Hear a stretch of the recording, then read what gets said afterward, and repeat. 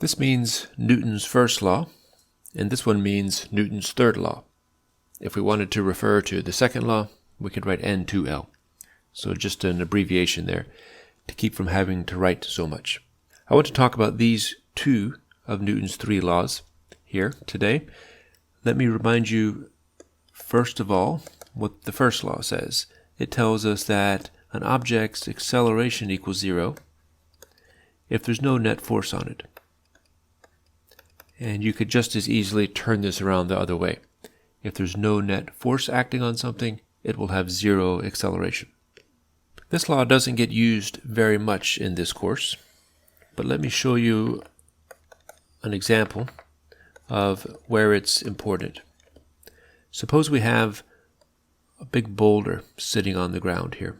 So a big massive rock, and there's two people who are going to observe this boulder and measure its acceleration and say something about the forces that act on it.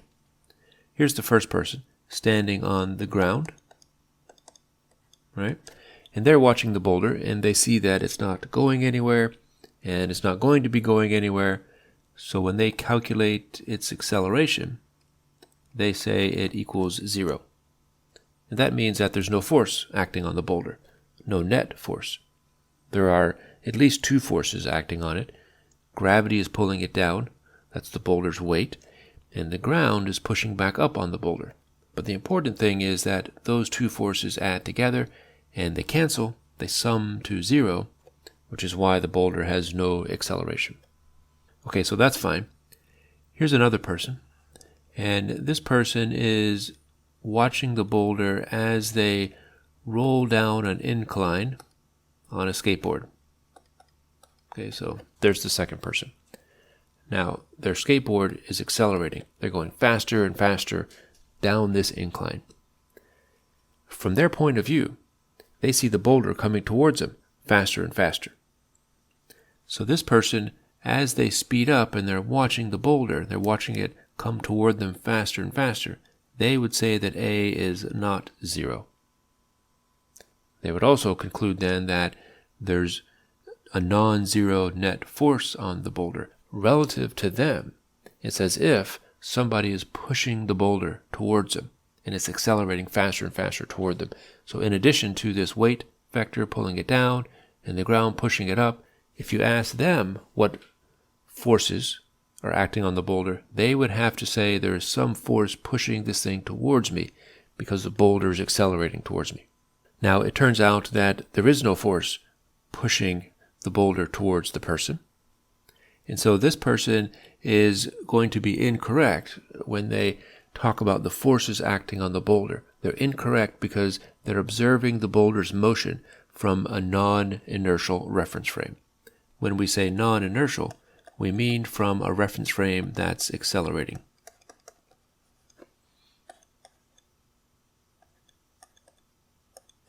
A not equal to 0. When you observe something from a non-inertial frame, your acceleration gets mixed up with the object's acceleration, and that leads you to incorrect conclusions about the actual forces that are acting on the object. This person over here is in an inertial reference frame, which has 0 acceleration, and in that case, you'll identify the correct forces acting on the object. Okay, so that's the main thing that we do with Newton's first law, is to make sure that our observations and our conclusions about forces come from an inertial reference frame. If you have an object that has no net force on it, then you should see it with no acceleration. We don't do a whole lot with Newton's first law in this course, but this inertial versus non-inertial reference frame can come up and be useful later in some other courses as you work through your engineering curriculum. Let me erase this and we'll write down Newton's third law and talk about it. Newton's third law, remember from last time, is the action-reaction law. It tells us that forces always come in pairs, and I wrote it this way. If object A exerts a force on object B, so this is the force exerted by object A on object B, then Newton's third law tells us that object B exerts a force back on object A.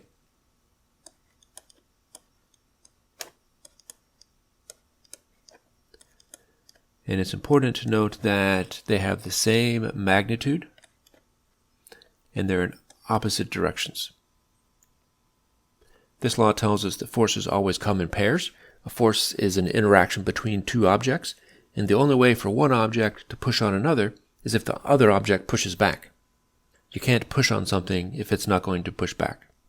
Now let me give you a couple of examples and illustrations of how we can apply this. Let's imagine this is a wall,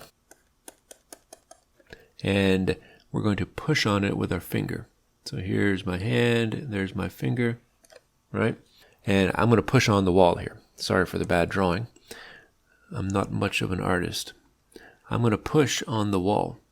So one force in the pair is the force that my finger exerts on the wall.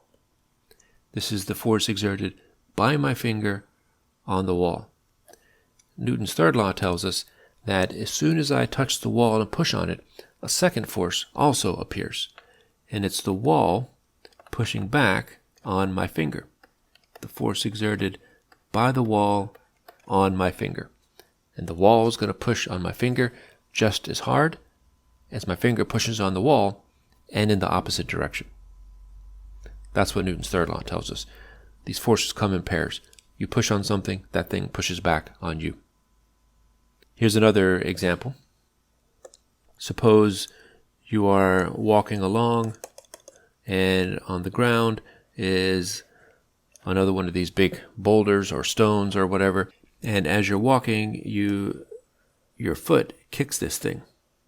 Okay, so there's your foot, and your foot kicks the boulder. So we have the force exerted by your foot on the boulder, and this might hurt. The reason it hurts when you kick the boulder is not because your foot kicks the boulder, but because Newton's third law tells us the boulder kicks you back. The force exerted by the boulder on your foot, that's the one that hurts your foot. So those forces come in pairs. You kick the boulder kicks you back. That's what Newton's third law tells us. One more example of Newton's third law. This one often shows up on exams for whatever reason, and it's one that students have a hard time with. So it's worth talking about and paying some attention to here. Let's imagine that we have an apple sitting on this table. I'll draw the apple in red.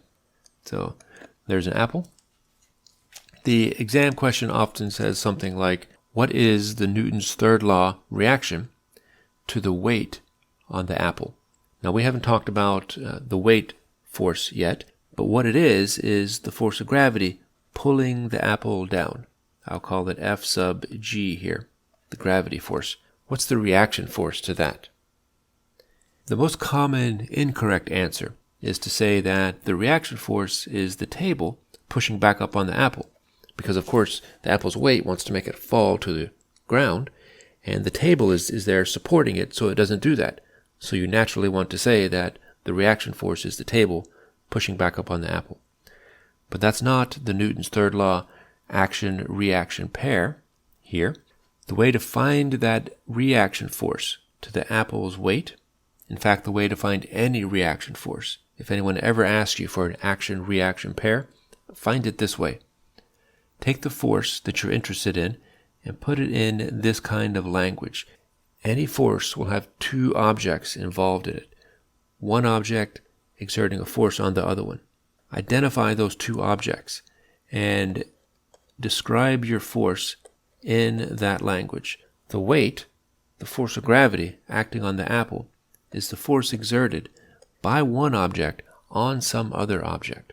So what object is it that's exerting a force on this apple to give us what we call weight? Well, it's the earth pulling the apple down. That's what we mean by gravity. The earth reaches up, as it were, grabs the apple and pulls it down towards the earth. So the gravity force, in Newton's third law language, is the force exerted by the earth on the apple. Once you've done that, it's really easy to figure out what the reaction force is. To find the reaction force, you take these two subscripts and you reverse the order. If A exerts a force on B, the reaction is B back on A. So the reaction force here is the opposite of this. It's the apple exerting a force back on the earth. Earth pulls the apple down. Newton's third law tells me the apple pulls the earth back up. Let me zoom out of this picture of the table and the apple and draw this. Here's the earth. So there's the earth, right? And here's our little table sitting here with an apple on it. There's our apple. And there are two forces involved here. Here's the one we've been talking about, the force of gravity on the apple. That's the force that the earth exerts on the apple.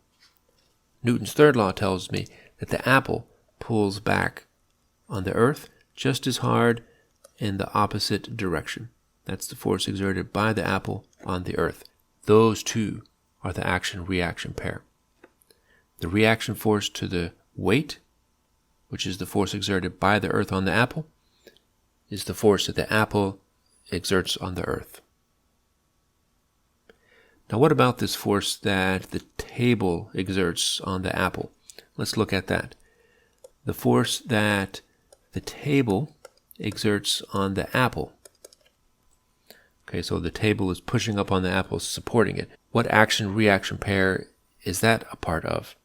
Well, the other half of that is the apple pushing on the table. So think now about the interaction right at the contact point here. Apple pushes on table, table pushes on apple. Those two forces, you can be sure, always have the same magnitude in the opposite direction. The way to identify Newton's third law action-reaction pairs is to put the force in this kind of notation. Identify the two objects. One will be exerting a force on the other. The reaction pair is to reverse those subscripts. And when you do that, you can be absolutely sure, Newton guarantees it, that the two forces will have the same magnitude and they'll be in opposite directions. Okay, let's stop there. In the next video, I want to start moving towards Newton's second law by talking about free body diagrams, FBDs.